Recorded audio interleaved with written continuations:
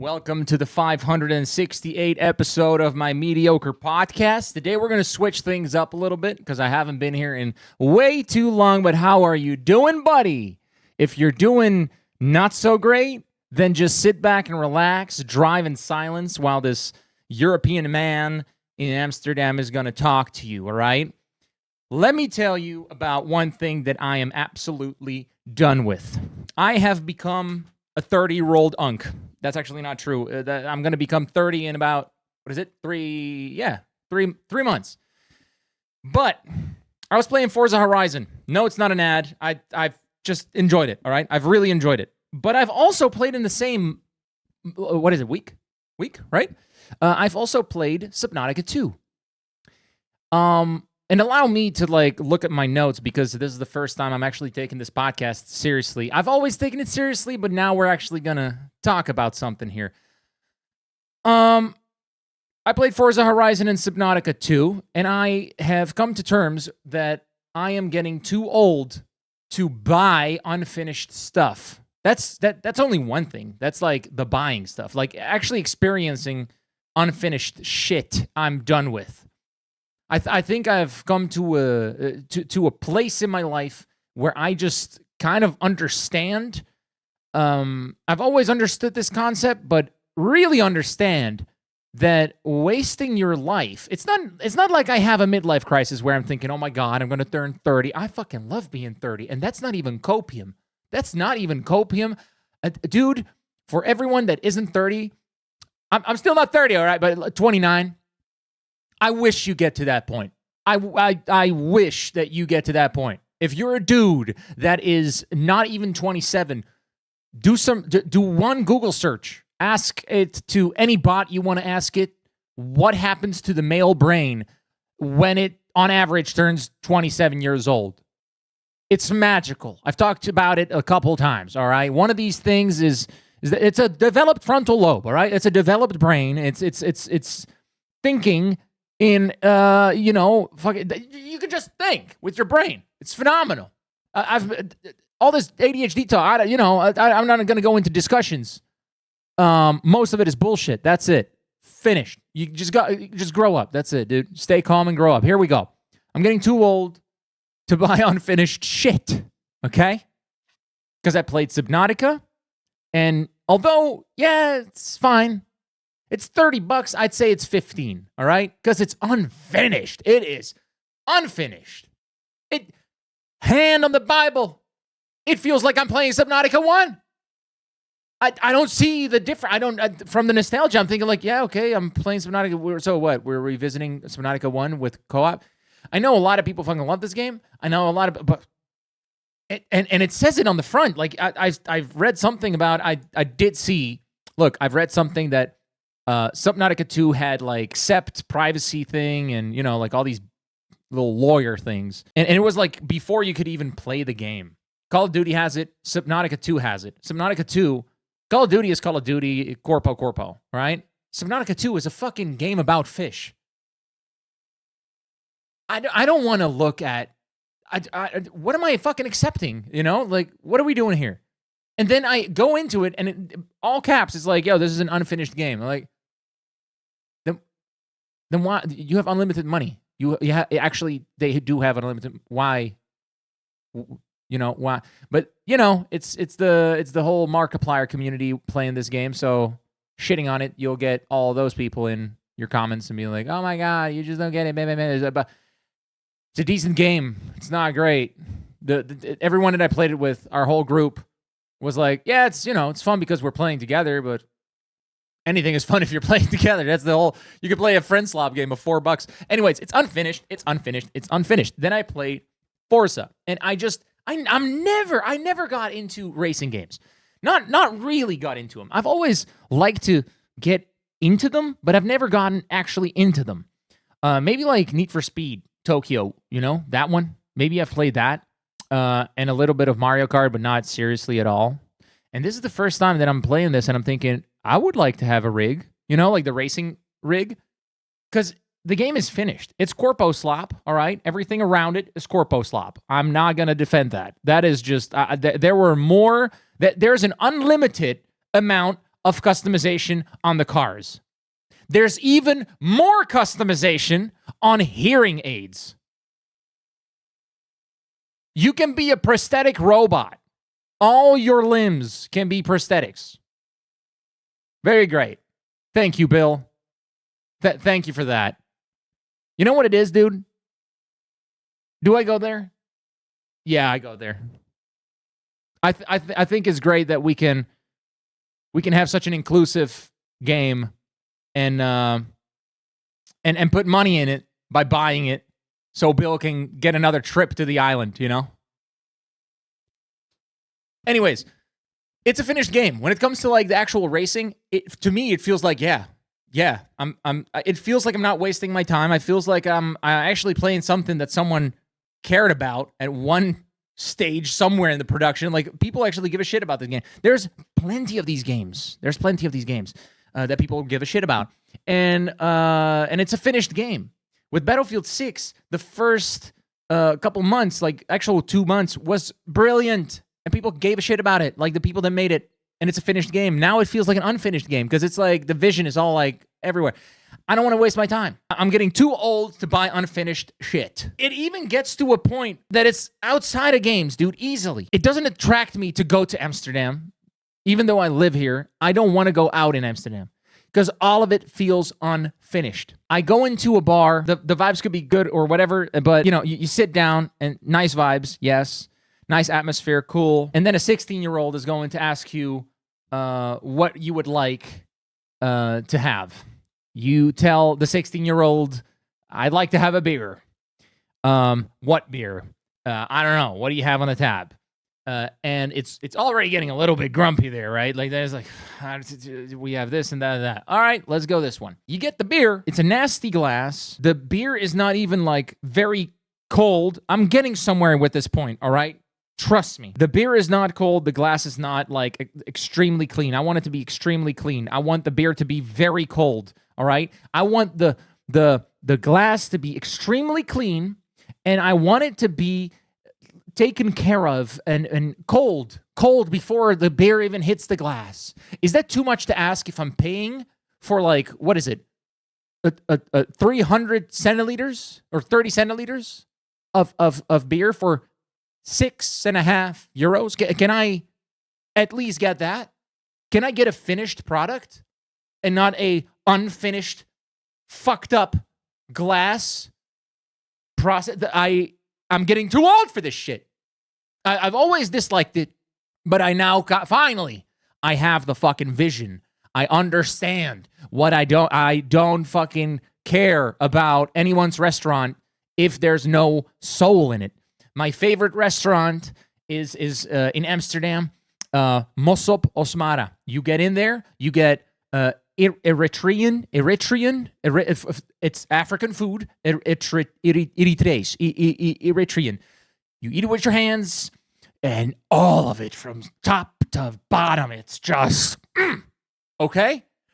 It is like it is finished. It's done. You can put a bow around it and say "ta-da" and sprinkles on top. All right.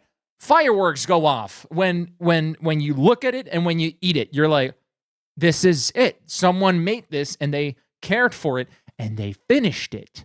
All right. Why I talked about the beer was that I'm spoiled. I've always been spoiled. Subnautica is the Amsterdam bar where it's unfinished. It's just unfinished. And then Forza is like the Czech bar. Oh my God. If you want to have a great experience, go to Prague and get yourself a beer. All right. It's €2. A beer is €2, €2.50. All right. The atmosphere, medieval fucking phenomenal. All right. You get in there, you ask for a beer, you ask for a food. Nearly all the food is like phenomenal. All right. It is somewhat like a small menu because what's being offered in most restaurants is like most of the same, and it's a lot of meat, but it's all finished. People give a shit about mostly, but the beer, if you don't give a fuck about it, as a bar, you can close. It's over. It's done. They have cooled, extremely clean glasses to a level that people will look at how the foam of the beer is sticking to the glass, and if it doesn't stick, then they know that's greasy. People know this. Culturally, this is a thing, so the standard is so high that they don't even dare to give you a fucked up glass, all right? Not even a, yeah, it's clean. No, it has to be literally squeaky clean.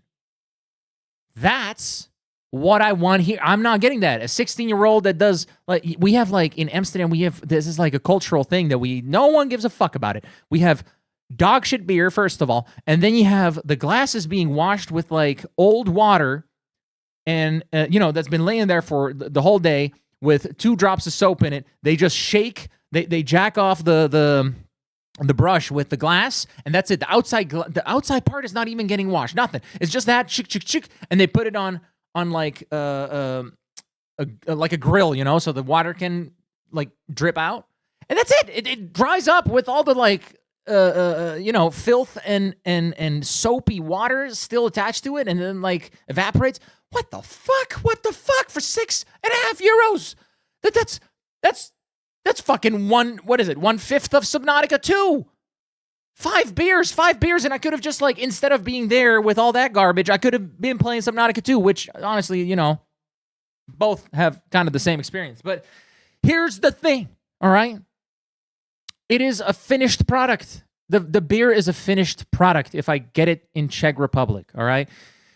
Because they give a shit. Everyone gives a shit. But the thing is, you should give a shit. I'm giving a shit. I have thought about this, and I've actually gone into it a little deeper. Also, I want to say that this podcast, all right, is still a little scattered, but I'm getting there. I give a shit. It was shit for a long time. For all the episodes were shit. But I cared in a level where I didn't have much time and also not a lot of thinking space to even do this, but I wanted to start it, and that's why I also didn't promote it too much on the video. I didn't promote it ever. I only did it on Discord. So the people that are here, you guys are, like, the core, the real ones, because I know that it's in that situation. This is Subnautica 2. I want to get to a level where it's Elden Ring, all right? I want this. I want to develop this, and then push it out and be proud of it and scream it like, hey, shit, I got a fucking podcast. You better believe it's good. All right. Like, that's so the podcast right now is shit. It's unfinished, but I'm getting towards finishing it because I have closed the servers because it was just too much. This is a little behind the scenes, but it was just too much. I didn't have energy or time for it anymore. I wish I would have.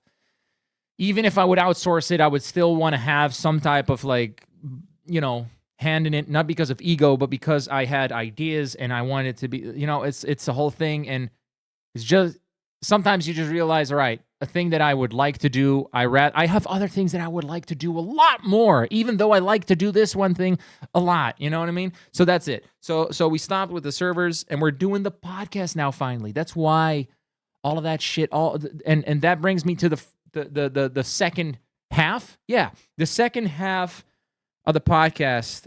We might do this as a regular thing because I want, not that I'm an authority on this, but stoicism I really, really fuck with. And I don't want to talk, it's not a religion. I don't want to bring it over as a religion. It's a philosophy, way of thinking. I don't know exactly how to call it, dude.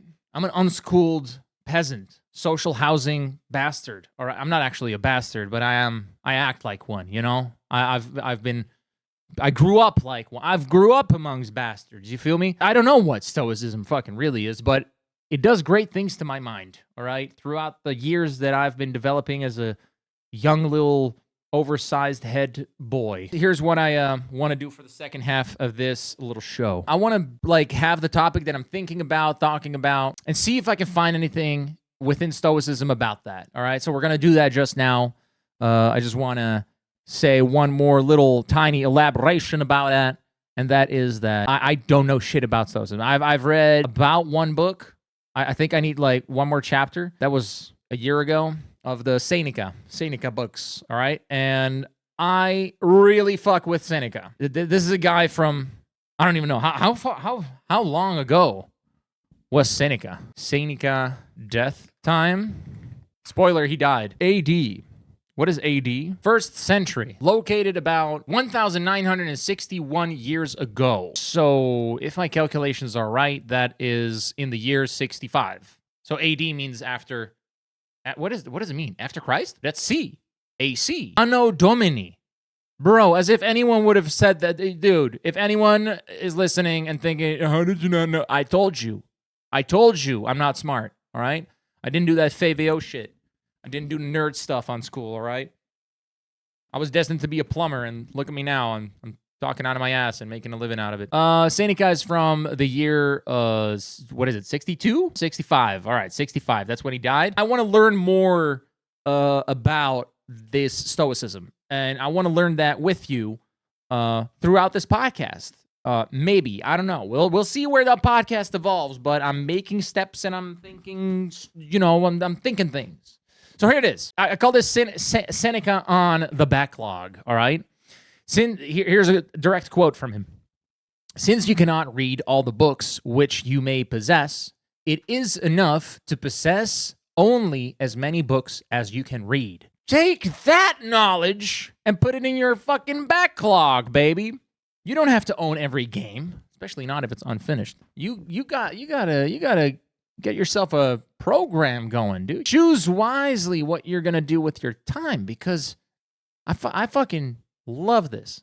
A dude from 2,000 years ago is giving me advice about how I should handle my Steam library, bro. That's crazy, right? Here's some elaboration on that. This is from Seneca's Moral Letters to Lucilius. Letter 2, on discursiveness in reading. He's not mainly talking about owning fewer books. He's talking about mental digestion. Right before this quote, Seneca warns Lucilius against jumping between too many authors and too many books. He says that reading too widely in a scattered way makes the mind discursive and unsteady. His advice is to stay with a limited number of serious thinkers, and digest their work, because ideas need time to take root. I fuck with it, dude. That's what I think about game devs, Now, I'm not going to say that Forza has, like, fucking passionate game devs that are serious thinkers or whatnot. They make cars go vroom, okay? That's cool. All right, whatever. But if you're talking about, like, an RPG game, you can be a fan of someone's work that has made, like, crazy RPG games. I mean, let's take Miyazaki, for instance. Everyone glazes that guy. Why not just do that? Instead of gaming all the time, nonstop, gaming the newest trends, gaming unfinished games that come out, like fucking aquarium simulators, Minecraft underwater. But, play something like, indeed, like all the Dark Souls games, and get into the mind of this guy, like how he developed his craft and whatnot. It's fucking nuts, dude. I love the idea of it. I love that you actually have the free will to have an endless amount, like right now with AI and since the dawn of Google, it was always a thing with like Wikipedia and shit back then was like, oh, you got all this information in the world. Oh, imagine how smart people are going to be. And then you have AI now, which is putting that theory on steroids. And still we have more and more idiots on this planet. And I think the latest generation is dumber than the previous one, which has never happened in human history. And it's all because of that fucking phone, ain't it? But anyways, aside from that little phone discussion, a dude from 2,000 years ago tells you that there is too much information. 2,000 years ago, there was a dude, a brilliant mind, telling another dude, hey man, there's too much information. You should only pick and choose carefully what you digest. It ain't that just... I need you to understand that this shit was not 2 years ago, not 20 years ago, not 200 years ago when cowboys were fucking hooting and tooting and hollering, all right? Or whatever, how long ago that was. This is 2,000 years ago. Okay? If you're a believer, just a couple years after he was hanging on the cross, this guy was spewing this wisdom about too much information. And you got to be careful what too much to do, too much Netflix, too much. There's an endless. The library is endless. There's so many things that I could do. You know, at the end of the day, you got to wonder, like, how can someone say life is boring if there's too much? I think that's like an overstimulus of the information where you just kind of, on face value, see everything as the same. Yeah, books. Yeah, there's a million books. It's just books. But at the end of the day, a book is, so one book is totally different than the other book. Same with movies and whatnot and whatever the fuck. You get it, right? Like, one movie is not at all the same as it's in the same format, I guess. You got to label it the same, but it's not the same format, kind of. It's like weird. It brings different, makes you feel a different way and whatnot. Artsy fartsy fucking bullshit anyways. Another quote. I got two more for you, and then we're going to get the fuck out of here. Also, for everything from Seneca, because that's the only one that I really know and that I looked up. I'll get back into reading the Seneca books, though, because this is firing me up again. Seneca on being everywhere is being nowhere. The quote goes as follows. Gigantic quote, watch out. Everywhere means nowhere.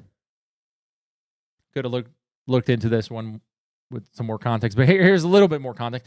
This line comes directly after Seneca tells Lucilius, the same guy from before, to stop running hither and thither. Hither and thither.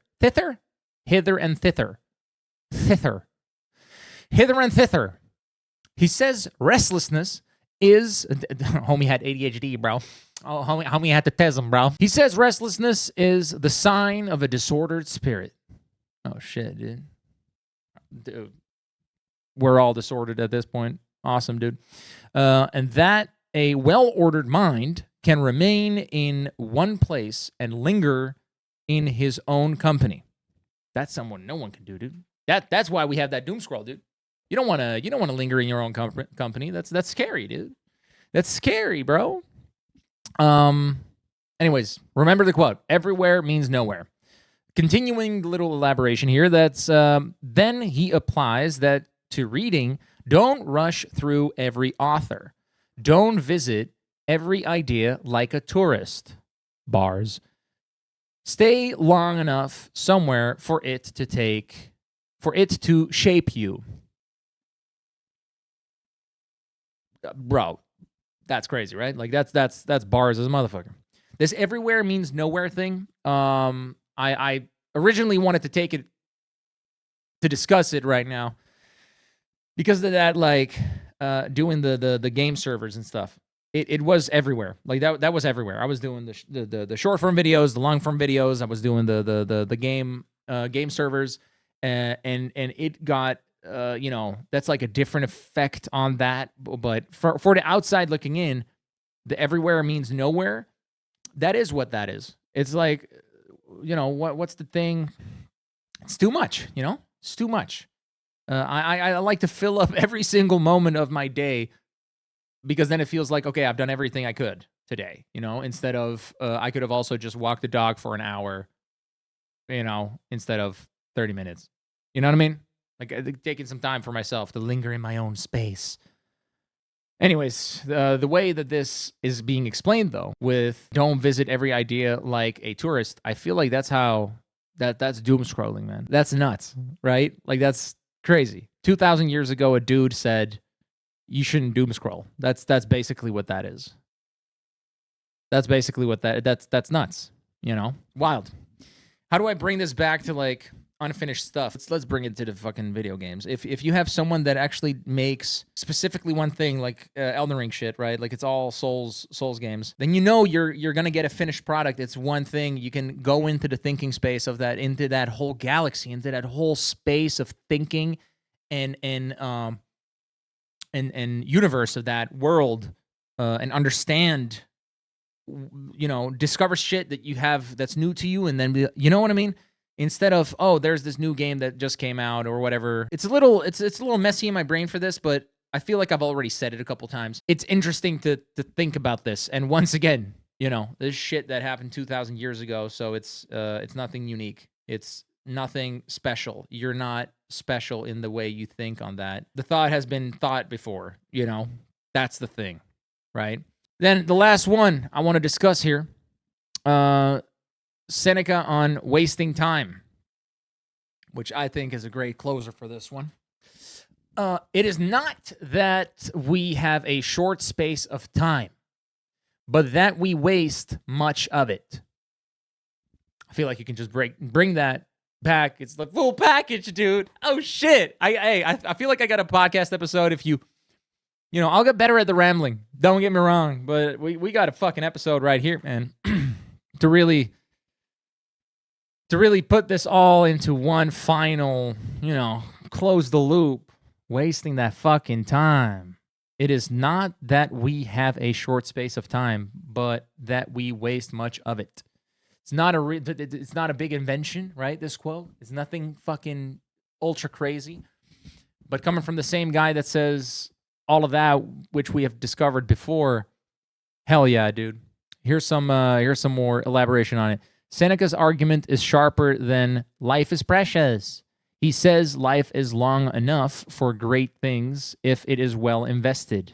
And I agree.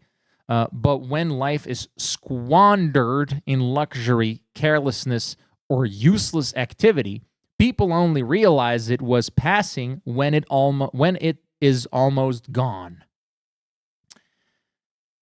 Ain't that fucking wild, dude? Because it is true. It is true. You got enough, you got enough time, actually. It's, for me, if I have that idea of like, oh, I don't have enough time, it all starts with not having slept enough, because that fucks up my whole mood, and I never sleep enough. I've never really slept enough, but the moments that I have slept enough, I did really feel like, oh shit, I'm on top of my shit. It's actually very doable to be productive in a very efficient way. And productive also means like, you know, taking time off for yourself and shit. Anyways, let's end it on that. Wasting time. Let me not waste more of yours. So thanks for listening, and give me the 5 stars wherever you're looking, likes, comments, whatever. Tell me that I'm beautiful and great and fantastic, and that I've changed your life in a positive way, please. Yeah, man, more to come. Definitely more to come. This whole podcast is going to evolve. Like I said, I've taken away a big time sink in my schedule, which were the servers, to do more of this, quite literally. This is the thing that we're going to do more of. I don't know what I'm going to do with the pod. We'll see. But this is, I like the way this, I like this. See you in the next episode. You're fucking beautiful, and I love you platonically, homie. Smell you later.